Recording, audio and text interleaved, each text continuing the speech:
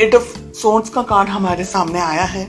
मुझे लग रहा है कि किसी तरीके का कमिटमेंट इस वक्त आप में से बहुत सारे लोगों को समझ नहीं आ रहा है कि देना है कि नहीं देना है, इस रिलेशनशिप में आगे बढ़ना है नहीं बढ़ना है।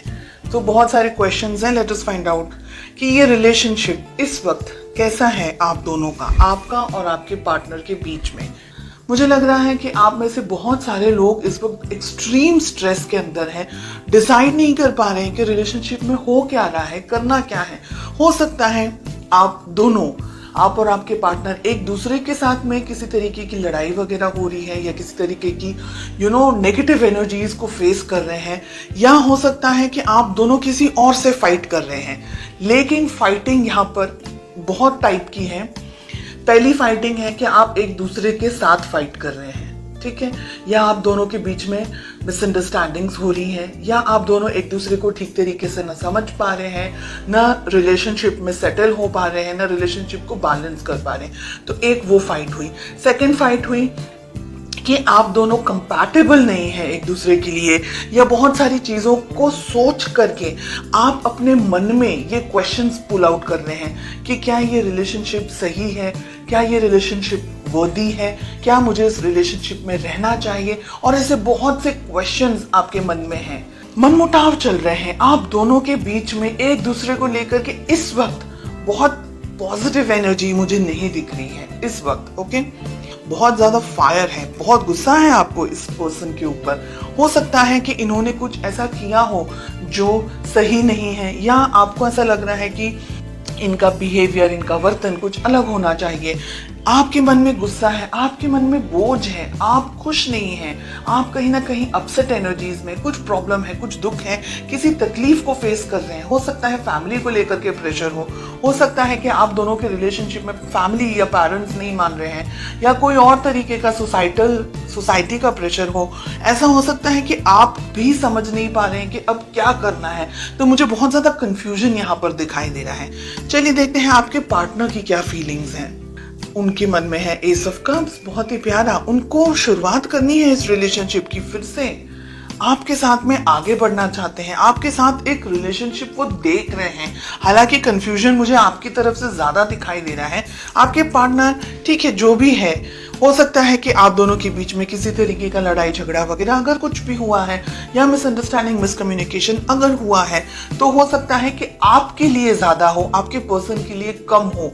बिकॉज उनके मन में तो एस ऑफ कप से प्यार है, मोहब्बत है, रिलेशनशिप को आगे बढ़ाना चाह रहे हैं, नेक्स्ट लेवल पर लेकर जाना चाह रहे हैं।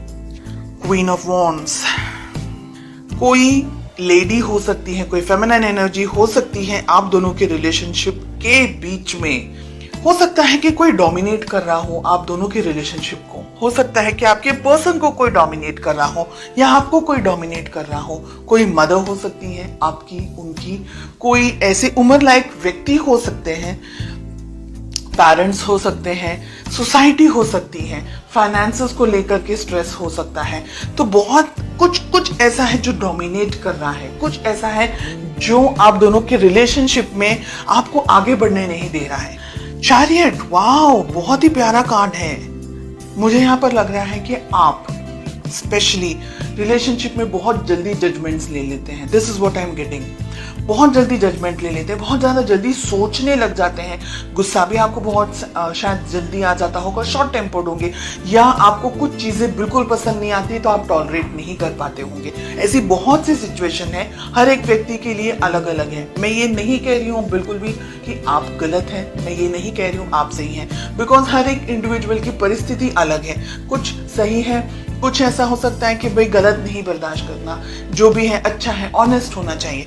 फिर आप दोनों को एक दूसरे के साथ में ओपन बात करनी जरूरी है, डिसीजंस लेने होंगे, मिलना होगा, कम्युनिकेशंस आपके बहुत स्ट्रांग होने चाहिए। आप दोनों देखिए, हर एक रिलेशनशिप में, चाहे आप वो कोई भी रिलेशनशिप ले ले, मदर डॉटर ले ले, फादर डॉटर ले ले, सन ले ले, सिबलिंग्स ले ले, स्पाउस हस्बैंड वाइफ ले ले, फ्रेंड्स का ले ले, है ना, कोई भी रिलेशनशिप आप ले लें, हर एक रिलेशनशिप में उतार चढ़ाव आते रहते हैं। No relationship is 100% perfect, and no relationship is कि भाई कोई झगड़ा ही नहीं हो रहा है। जिन रिलेशनशिप्स में बिल्कुल भी लड़ाई झगड़े नहीं होते वो 100% कॉम्प्रोमाइजेस पे चल रहे होते हैं और वो एक ही लेवल तक चलते हैं, उसके बाद में वो रिलेशनशिप नहीं बढ़ते।